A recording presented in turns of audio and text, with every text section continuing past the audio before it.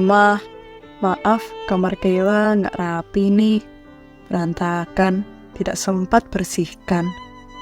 Nanti sepulang sekolah kamu dibersihkan kamar supaya rapi dan bersih. Kalau terhadap hati kita, jangan tunda sampai nanti siang. Jagalah hati dalam kondisi bersih dan suci. Apa sih hati suci itu? Ada beberapa pengertian. Salah satu adalah hati yang lurus ditujukan kepada Tuhan dan senantiasa menyenangkan Tuhan yang telah memberikan anugerah kehidupan.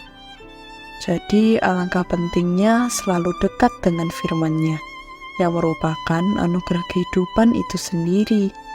Sesaat lagi kita belajar lagi tentang sebuah perumpamaan. Kali ini makna perumpamaannya sudah dipaparkan di depan. Benar, kita diberitahu siapa yang akan diangkat ke tingkat tertentu dan siapa yang akan dibuatkan perhitungan.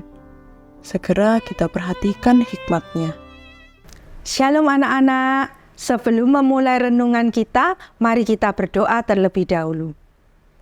Allah Bapa yang bertahta di kerajaan surga, kami sungguh bersyukur ya Tuhan, kami masih beroleh kesempatan untuk merenungkan firman Tuhan. Tolonglah kami Tuhan, bukakan pikiran dan hati kami, bawalah kami itu semakin mengenal Tuhan dan kehendak Tuhan di dalam kehidupan kami. Tuhan pakai ibu pembicara agar tidak menyampaikan hal yang salah kepada kami. Terima kasih Tuhan, hanya di dalam nama Tuhan Yesus kami berdoa. Amin.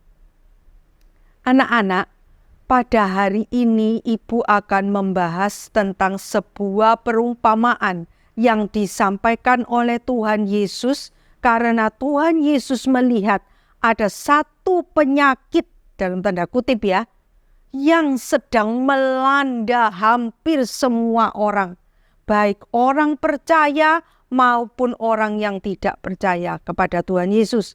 Penyakit apa itu?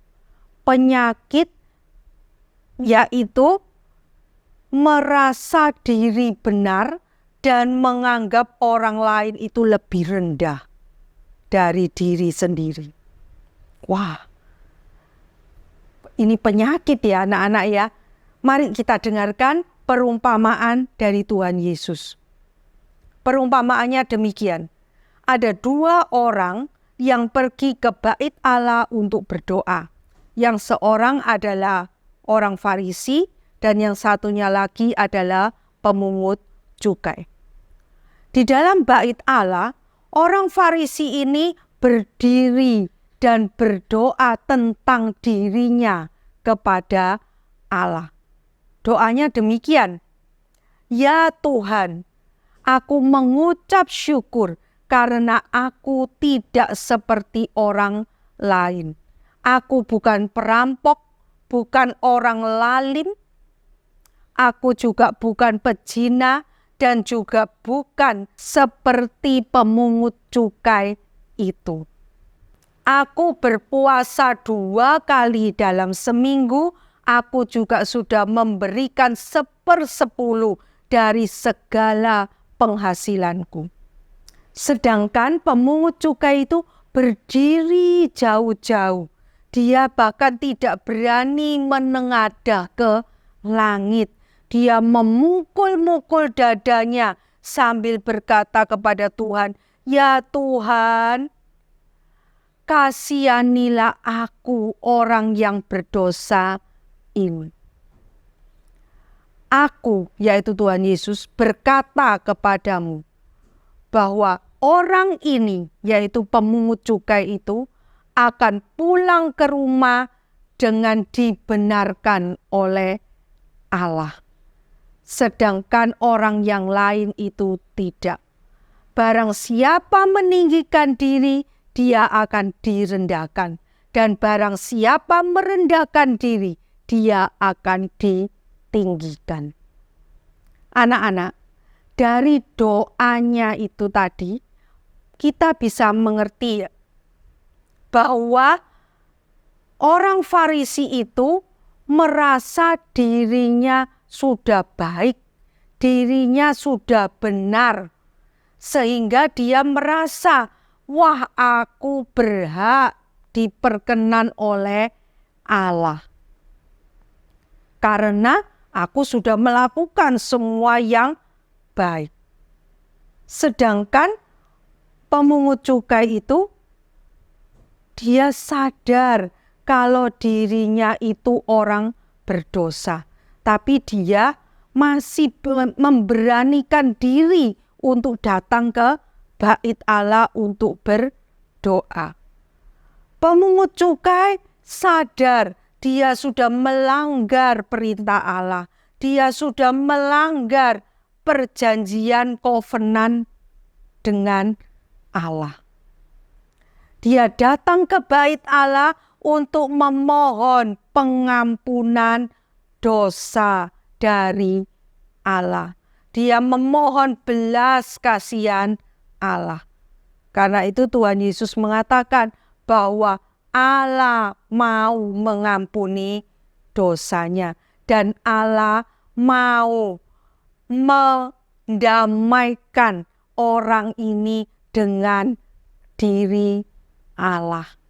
Orang ini mendapatkan perkenanan dari Allah.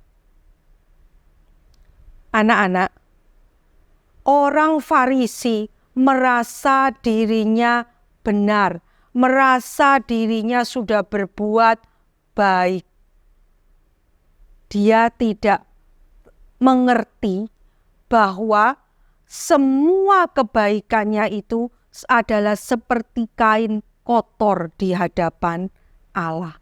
Dalam kitab Roma pasal 3 ayat 10 ditulis bahwa tidak ada seorang pun yang benar.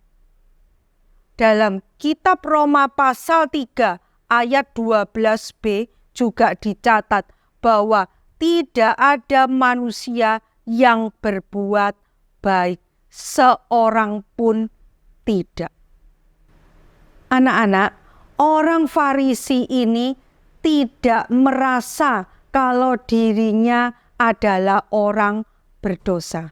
Dia tidak mengenal anugerah Allah, sehingga dia pun tidak mengenal pendamaian dengan Allah, persekutuan dengan Allah. Persekutuan dengan Allah itu adalah anugerah yang diberikan oleh Allah. Sedangkan pemungut cukai tersebut sadar kalau dirinya orang berdosa. Dia memerlukan pengampunan dari Tuhan.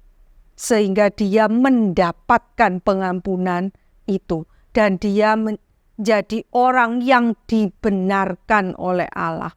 Diperdamaikan oleh Allah. Dan dia juga mendapatkan anugerah persekutuan dengan Allah. Mungkin kalian bertanya, orang Farisi itu kan tidak melakukan dosa.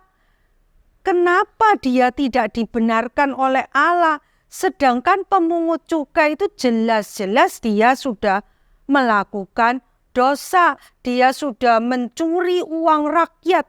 Kenapa Allah justru membenarkan orang ini? Jawabnya adalah kembali kepada kitab Roma pasal 3 ayat 10 dan ayat 12b yang tadi Ibu katakan, yaitu tidak ada orang yang benar, tidak ada orang yang berbuat baik. Jadi baik orang Farisi maupun pemungut cukai adalah sama-sama orang berdosa di mata Allah. Hanya orang yang sadar kalau dirinya adalah manusia berdosa dan yang memohon pengampunan dari Allah, itu yang mendapatkan anugerah pengampunan dari Allah, anugerah dibenarkan oleh Allah, anugerah persekutuan dengan Allah. Maukah anak-anak memohon pengampunan kepada Allah? Mari kita berdoa. Bapa di dalam surga, kami sungguh bersyukur ya Tuhan. Tuhan sekali lagi mengingatkan kami untuk kami tidak menganggap diri kami benar dan menganggap orang lain lebih rendah. Karena kami semua adalah manusia berdosa di hadapan Allah. Tuhan kasihanilah kami, Tuhan ampuni dosa kami, dan Tuhan jangan membuang kami. Kiranya anugerah pengampunan dari Tuhan dan persekutuan dengan Tuhan itu boleh kami terima. Terima kasih Tuhan, hanya di dalam nama Tuhan Yesus kami berdoa. Amin.